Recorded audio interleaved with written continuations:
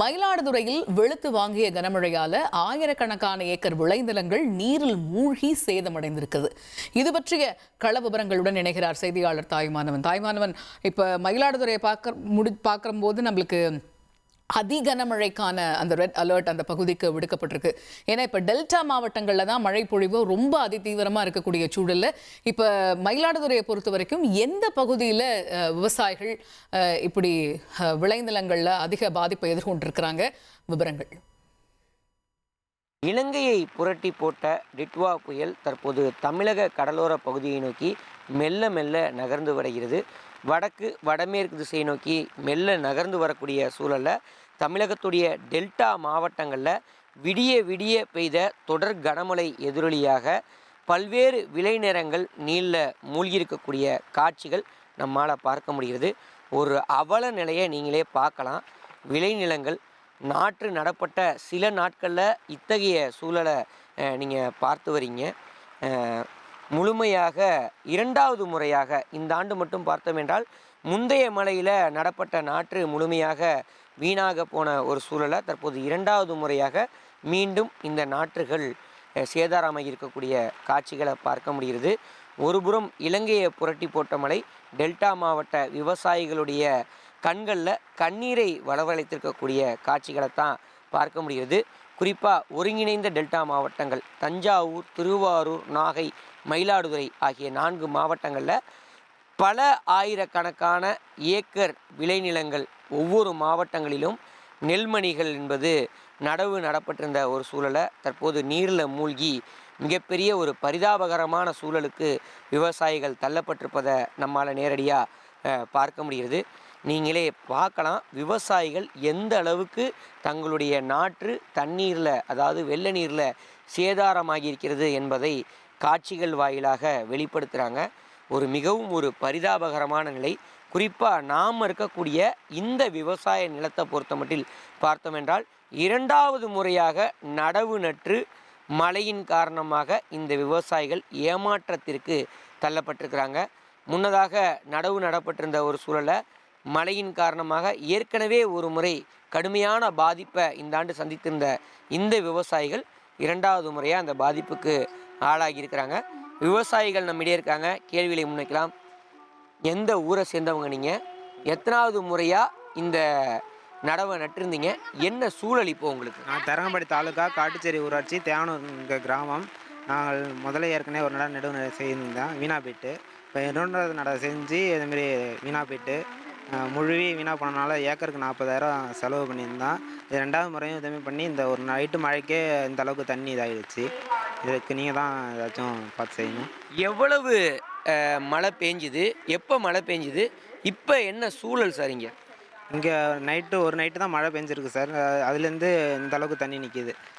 இந்த மழைக்கே இன்னும் கனமழை சொல்லியிருக்காங்க. இன்னும் என்ன பண்ண, ஏக்கருக்கு 40,000 செலவு பண்ணியிருக்கேன். நீங்கள் தான் இது பண்ணணும். நீங்கள் சொல்லுங்கம்மா, எந்த அளவுக்கு உங்களுக்கு ஒரு பாதிப்பு இருக்குது? எத்தனாவது முறையாக நடவு நட்டுருந்தீங்க? வேற வாங்கி தான் வேற விட்டாலும் ஒரு வடிகால் வசதி, ஒன்று பாய்ச்சக்கால் வசதி, எந்த வசதியும் எங்களுக்கு கிடையாது. அதனால கொண்டுக்குது, அது வடிஞ்சிக்குது. ஒரு நடம் இந்த சட்டரசை தூக்கி விட போனால் அப்படியே அமுங்கி விட்டான். போனோன்னா ஐயோ நாங்கள் 2 பேரும் கத்துறோம், அந்த அண்ணன் வந்து முடிவு வர்றான். அந்த மாதிரி சூழ்நிலையில் நாங்கள் இருக்கோம்.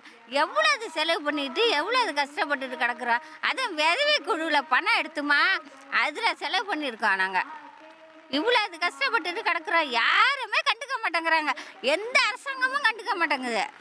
வீடு பிள்ளைகளை சொன்னாக்கா வாரம் போங்கங்கிறாங்க, தாலுக்காவில் சொன்னால் போங்க வராங்கிறாங்க. அதே தான், வேறு யாரும் எதுவும் சொல்லவே மாட்டேங்கிறாங்க. ஒரு பாய்ச்சக்கால் வசதி இருந்தால் தானங்க எங்களுக்கு ஒரு சட்டரை போட்டுக்கலாம், கொள்ளலாம். எந்த வசதியும் கிடையாது. அதே ஒரு நாளைக்கு ஆட்சி கொண்டு அந்த சட்டரெலாம் காட்டுறேண்ணா, அப்படி செஞ்சு வச்சுட்டாங்க. ஏற்கனவே கடந்த தீபாவளி பண்டிகையின் போது விளைவித்த நெல்மணிகள் அனைத்துமே முளைத்த ஒரு சூழலை டெல்டா மாவட்டங்களில் பார்க்க முடிந்தது.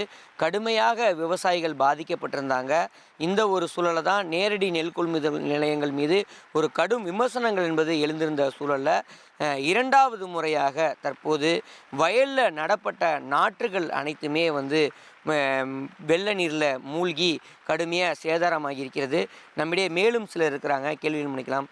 சார், என்ன பாதிப்பு, எந்த கிராமத்தை சேர்ந்தவங்க, எவ்வளவு ஏக்கரில் நடவு நட்டீங்க, எவ்வளவு செலவு செஞ்சீங்க, எந்த அளவுக்கு சார் சிரமமாக இருக்குது, இன்னும் மழை தீவிரமாக இருக்குன்றாங்க, எந்த அளவுக்கு பயமாக இருக்குது? 3 ஏக்கர் நடுவு செஞ்சேன் சார். மழை தொடர்ந்து பெய்யறனால ரொம்ப பாதிப்பாக இருக்குது. வடிகால் வசதி இல்லாமல் இருக்குது. ரொம்ப இன்னும் மேலும் மழை சொல்லியிருக்காங்க. அதான் என்ன செய்யறதுன்னு தெரியல.